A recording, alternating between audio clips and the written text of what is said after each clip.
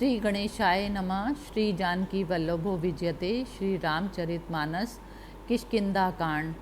यही विधि कथा कहीं बहु भांति, गिरी कंदरा सुना संपाति। बाहिर होई देखी बहु कीसा, मोहि आहारु दीने जगदीसा। इसी तरह जामवान अनेक प्रकार से कथाएं कह रहे हैं, जिन्हें पर्वत की कंदरा में पड़े पड़े संपाति नामक गिद्ध ने सुना। बाहर आने पर उसने बहुत से वानर देखे। उसने कहा, जगदीश ने मुझ पर बैठे बैठे बहुत सा आहार भेज दिया।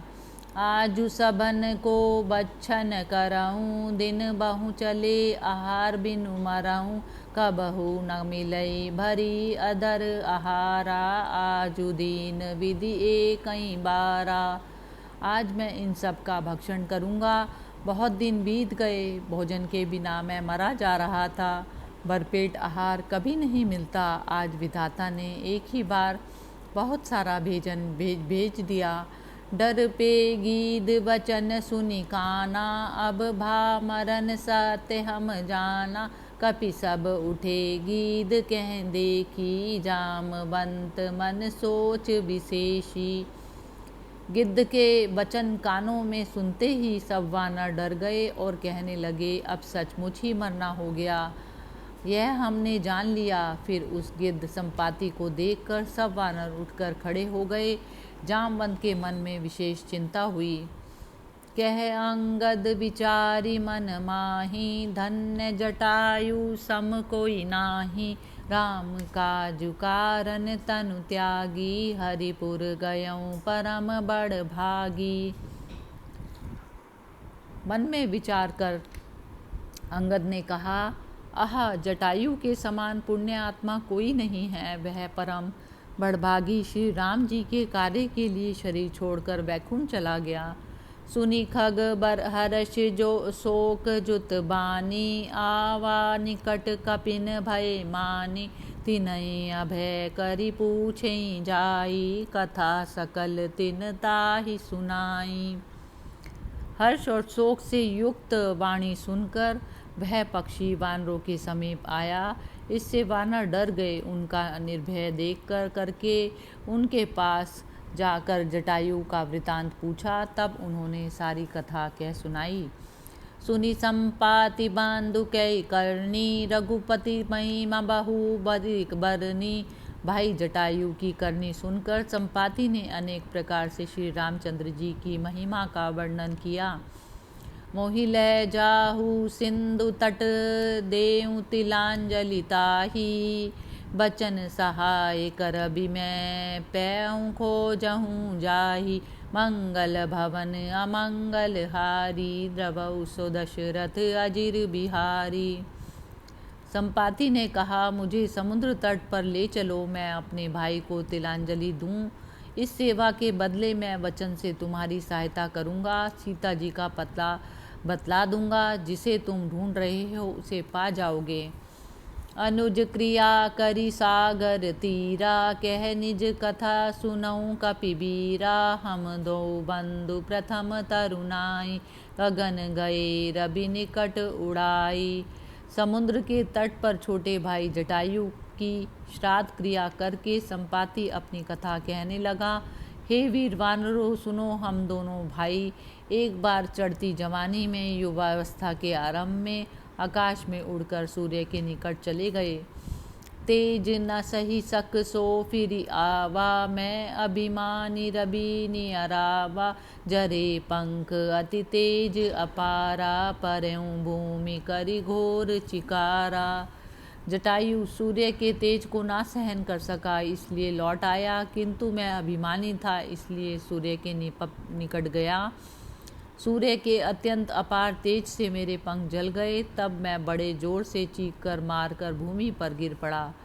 मुनि एक नाम चंद्रमा होई, लागी दया देखी करि मोही। बहु प्रकार देहि ज्ञान सुनाम, दे जनित अभिमान छड़ावा।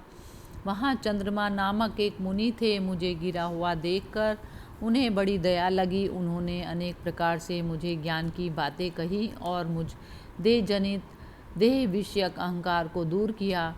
त्रेता ब्रह्म मनु जतनु धरई, तासु नारी निश्चर पति करई, तासु खोज पठई प्रभु दूता, तिनई मिले तय होब पुनीता।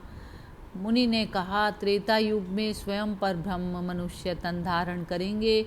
उनकी स्त्री को राक्षस राज रावण हर ले जाएगा। उसका पता लगाने के लिए प्रभु दूत भेजेंगे। उनसे मिलने पर तू पावन हो जाएगा। जमहि पंख करसी जनि चिंता, तिनहि देखाई देह सुत सीता, मुनि कै गिरा सत्य भई आजू, सुनि मम बचन करऊं प्रभु काजू। और तेरे पंख फिर जम जाएंगे, तू चिंता ना कर, तू उन्हें सीता जी को दिखा देना। मुनि की वह वाणी आज सत्य हुई। मेरे वचन सुनकर अब प्रभु श्री राम जी का कार्य करो। गिरी त्रिकूट ऊपर बस लंका, तह रह रावण सहज असंका, तह अशोक उपवन जय रही, सीता बैठी सोच रत आई। त्रिकूट पहाड़ पर लंका बसी है। वहाँ स्वभाव से ही निशंक निर्भय रावण रहता है। वहाँ अशोक नामक एक उपवन है जहाँ सीता जी रहती हैं। इस समय भी वे वहाँ सोच में डूबी बैठी हैं। मैं देखूं तुम नाही गीदई दृष्टि अपार, बूढ़ भयऊं न करतऊं कछुक सहाय तुम्हार, मंगल भवन अमंगल हारी, द्रवऊ सो दशरथ अजिर बिहारी।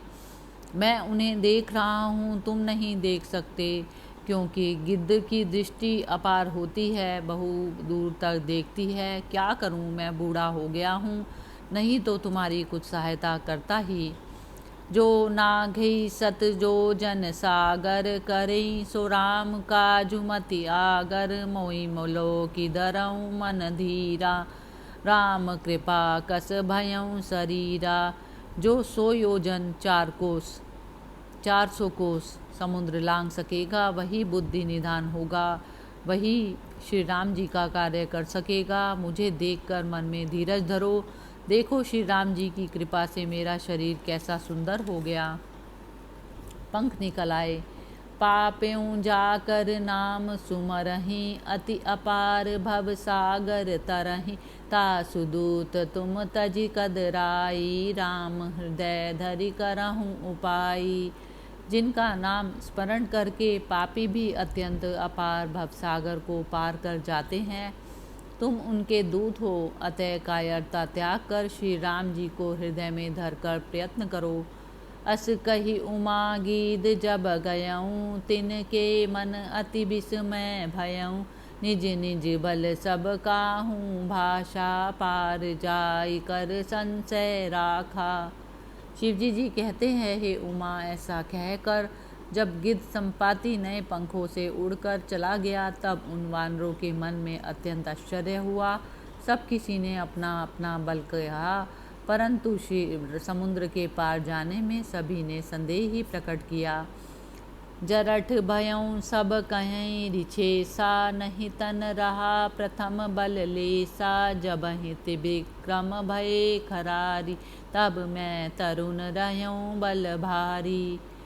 ऋषिराज जामवान ने कहा, अब मैं बूढ़ा हो गया, शरीर में पहले वाले बल का लेश मात्र भी नहीं रह गया, नहीं तो यह कार्य बड़ा सरल था। उस खरारी खर के शत्रु श्री राम वामन बने थे, तब मैं युवा था और मेरे शरीर में बड़ा बल था। बलि बांधत प्रभु बाढ़ेऊं, सो तनु बरनि न जाई, उभय धरी महुदीनि सात प्रदीक्षिण धाई, मंगल भवन अमंगल हारी, द्रवऊ सो दशरथ अजिर बिहारी। राजा बलि को बांधते समय प्रभु इतने बड़े थे कि विराट शरीर का वर्णन नहीं हो सकता, परंतु मैंने दौड़कर 2 ही घड़ी में उसकी 7 प्रदक्षिणाएं कर ली थी। अंगद कहीं जाऊं मैं पारा, जिय संशय कछु फिरती बारा, जामवंत कह तुम सब लायक, पठेऊं किमी सब कर ही नायक। अंगद ने कहा, मैं पार तो चला जाऊंगा, परंतु लौटती बार के लिए मन में कुछ संदेह है। जामवान ने कहा, तुम सब लायक हो, परंतु तुम सबके नायक प्रेषक स्वामी हो, तुम्हें कैसे भेजा जाए। कै रिछेस सुनु हनुमाना, का चुप साधि रयों बलवाना। पवन तनय बल पवन समाना, बुद्धि विवेक विज्ञान निधाना। ऋषराज जामवान ने श्री हनुमान जी से कहा, हे हनुमान, हे बलवान, सुनो, तुमने यह क्या चुप्पी साध रखी है। तुम पवन के पुत्र हो और तुम्हारा बल पवन के समान ही है। तुम बुद्धि विवेक और विज्ञान के भंडार हो। कवन सुकाजु कठिन जग माही, जो नहीं तात होई तुम पाही। राम काज लगी तब अवतारा, सुनतहि भयों पर्वताकारा। विश्व में ऐसा कौन सा कठिन काम है जो हे तात तुमसे नहीं हो सकता। तुम्हारा अवतार ही श्री रामचंद्र जी के कार्य के लिए हुआ है। यह सुनते ही हनुमान जी पर्वत के आकार के हो गए। कनक बरन तन तेज विराजा, मानहु अपर गिरिन कर काजा। सिंह नाद कर बारहि बारा, लीलहि नागहु जल निधि खारा। उनके शरीर का रंग सोने का सा है, शरीर पर तेज विराजमान है, मानो वे दूसरे पर्वतराज सुमेरु हों। हनुमान जी ने बार बार सिंह की तरह गरज गरज कर कहा, मैं इस खारे समुद्र को खेल ही खेल में लांघ सकता हूँ। सहित सहाय रावण ही मारी, आनो इहि त्रिकूट उपारी। जामवंत मैं पूछऊँ तो ही, उचित सिखावनु दीजहु मोहि। और रावण को उनके सहायकों के साथ मारकर त्रिकूट पर्वत को उखाड़कर यहीं ला सकता हूँ। हे जामवान, मैं तुमसे पूछता हूँ, तुम मुझे उचित सीख दो। एत ना करहूँ तात तुम जाई, सीतई देखी कहूँ दुसुधि लाई। तब निज भुज बल राजीव नयना, कौतुक लागी संग कपिसैना। जामवन ने कहा, हे तात, तुम जाकर केवल इतना ही करो कि सीता जी को देखकर लौट आओ और उनकी खबर आकर कह दो। तब कमल नयन श्री राम जी अपने बाहुबल से ही रावण का संहार कर सीता जी को लौटा लाएंगे। केवल कौतुक लीला करने के लिए ही वे वानरों की सेना साथ लेंगे, उसे लेकर शत्रु पर चढ़ाई करेंगे। कपिसेन संग संगारी, निशिचर राम सीतहि आनहि। तैलोक पावन सुजसु सुर मुनि, नारदादि बखानहि। जो सुनत गावत कहत समुझत, परम पद नर पावई। रघुबीर पद पाथोज, मधुकर दास तुलसी गावई। वानरों की सेना को साथ लेकर निशाचरों का संहार करके श्री राम जी सीता जी को ले आएंगे। तब देवता और नारद आदि मुनि तीनों लोकों को पवित्र करने वाले इस सुंदर यश का वर्णन करेंगे, जिसे सुनने, गाने, कहने और समझने से मनुष्य परम पद पाता है, और जिसे श्री रघुवीर के चरण कमलों का भ्रमर तुलसीदास गाते हैं। भगवान के सुयश को सुनने, गाने, कहने और समझने से क्रमशः सालोक्य, सामीप्य, सारूप्य और सायुज्य मुक्ति मिलती है। सुनत में श्रवण भक्ति, गावत कहत में कीर्तन भक्ति, समुझत में स्मरण और रघुवीर पद पाथोज मधुकर में पाद सेवन भक्ति कही गई है। भव बेशज रघुनथ जसु, सुनहि नर अरु नारी। तिन कर सकल मनोरथ, सिद्ध करई त्रिशिरारी। श्री रघुवीर का यश जन्म मरण रूपी भव रोग की दवा है। जो स्त्री पुरुष इसे सुनते हैं, त्रिशिरा के शत्रु श्री राम जी उनके सारे मनोरथों को सिद्ध करते हैं। नीलोत्पल तन श्याम, काम कोटि शोभा अधिक। सुनैता सुगुण ग्राम, जासु नाम अग खग बधिक। मंगल भवन अमंगल हारी, द्रव सुदशरथ अजिर बिहारी।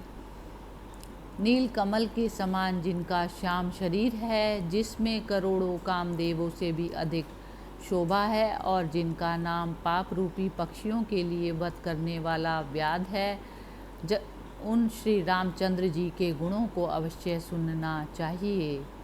जय सिया राम। कलयुग के समस्त पापों के नाश करने वाले श्री रामचरितमानस का यह चौथा सोपान समाप्त हुआ। जय सिया राम।